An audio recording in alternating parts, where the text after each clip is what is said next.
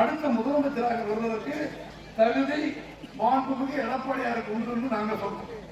ஆனா பிஜேபியில அது அடுத்த பிரதமர் நரேந்திர மோடி, ஆனால் அடுத்த முதலமைச்சராக வருவதற்கு தகுதி அண்ணாமலை தான் அப்படின்னு கோஷம் கொடுத்தா நாங்க என்ன வேலை கிடையாது அவங்க திருக்கிறோம். எல்லாம் நாங்க சேர்ந்து மறுபடியும் அண்ணாமலை காவடி தூக்குறதுக்கு பழனிக்கு காவடி தூக்கலாம், எல்லாத்துக்கும் தூக்கலாம்.